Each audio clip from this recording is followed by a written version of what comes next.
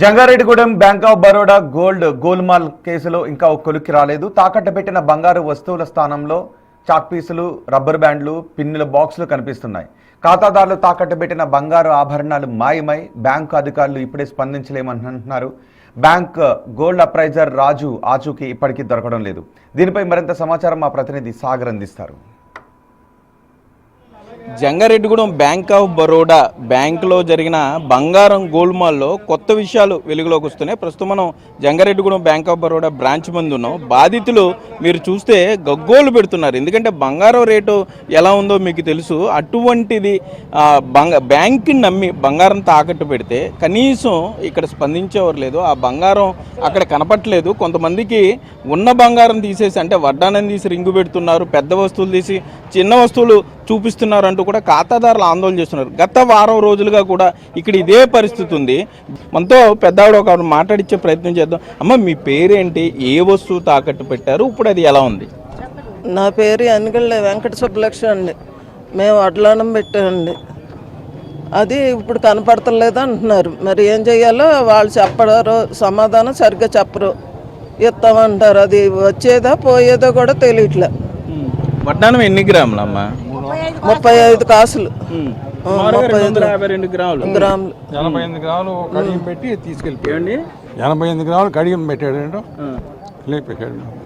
88 గ్రాములు కడియం పెట్టి 250 గ్రాములు తీసుకుపోయాడు. అంటే ఈ బ్యాంకు వాళ్ళు ఏమి ఇచ్చారు మీకు? మరి ఇప్పుడు మీ వస్తువు ఏది స్లిప్ ఏదండి? ఒకసారి మనం చూస్తే ఈమెకి సంబంధించి ఈమె వడ్డానం తాకట్టు పెట్టారు.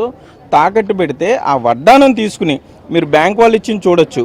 రుణం తీసుకునే సమయంలో తాకట్టు పెట్టిన ఆభరణం వడ్డానం 251 గ్రాములు క్లియర్గా మెన్షన్ చేశారు. అది అక్కడ లేదు. వీళ్ళ ఖాతాలో అక్కడ కడియం 88 గ్రాములు పెట్టారు. అంటే రీప్లేస్డ్ ఐటమ్ 88 గ్రాములు కడియం పెట్టారు అని చెప్తున్నారు. మిస్సింగ్ ఐటమ్ వడ్డానం అని చెప్పి రాశారు. రాసే ఉంది కదండి వడ్లానం అని. రాసినప్పుడు కడియం పెట్టి అంత అవసరం ఏమొచ్చింది వాళ్ళకి? స్టాఫ్ అందరూ కలిసి చేసిందే. మేము నక్లీస్ ఒకటండి, చైను బొందండి. ఉన్నాయా? లేదు, ఇంకా చూడలేదండి. ఇంకా మాకు టోకెన్ నెంబర్ 402 అండి. 402. అవునండి. ఇప్పుడు 250 చిల్లర అవుతుందండి. 210 లైన్లో ఉన్నారండి. ఓకే, మనం చూస్తున్నా ఇక్కడ ఖాతాదారులు చాలా ఆందోళనగా ఉన్నారు.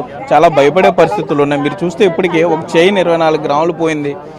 163 గ్రాములు ఇంకొక 2 బంగారపు గాజులు పెద్ద ఆయన ఇప్పటికే చెప్పారు. బ్యాంకు లోపల పరిస్థితి కూడా మీరు చూడొచ్చు. బయట ఈ విధంగా తమ వస్తువులు ఉన్నాయో లేదా అని చూసుకోవటానికి, చెక్ చేసుకోవడం, అంటే వీళ్ళ బంగారం వీళ్ళు చూసుకోవడానికి ఈ విధంగా లోపలికి టోకెన్లు తీసుకుని లోపలికి వెళ్ళే పరిస్థితి వచ్చింది. ఏదో రేషన్ డిపో దగ్గర లేకపోతే ఎక్కడో కూర్చున్నట్లుగా ఈ విధంగా తమ బంగారం తాము చూసుకోవడానికి కూడా ఖాతాదారులు తీవ్ర ఇబ్బందులు పడుతున్నారని చెప్పుకోవచ్చు. అంటే రోజుకి ఎంతమందిని మనం చూడగలుగుతున్నాం? 400 మంది దాకా అవుతుందండి.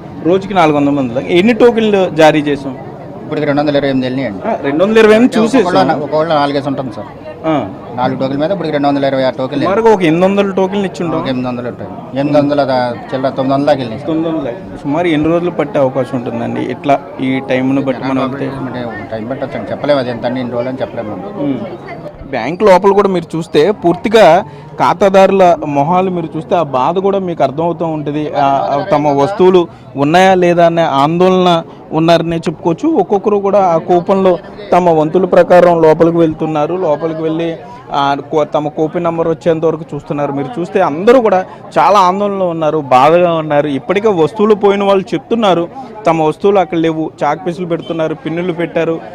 ఆ బరువుకి సరిపడా వేరే వస్తువులు ఉంటాయి, లేకపోతే తమ వస్తువు బదులు వేరే వస్తువు అక్కడ ఉందంటూ కూడా ఆల్రెడీ చెక్ చేసి బయటకు వచ్చిన ఖాతాదారులు చెప్పడంతో బయట ఉన్న వారికి ఆందోళన మరింత పెరిగిపోతుందనే చెప్పుకోవచ్చు. అవసరమైతే అదనపు సిబ్బందిని పెట్టి ప్రత్యేక కౌంటర్లు పెట్టి త్వరితగతిన ఖాతాదారులందరికీ కూడా ఈ సమస్యను పరిష్కరించాల్సిన అవసరం ఉంది. కాబట్టి బ్యాంక్ అధికారులు మరి ఏ విధంగా స్పందిస్తారు, పోలీసు అధికారులు ఏం భరోసా ఇస్తారనేది మనం వేచి చూడాలి.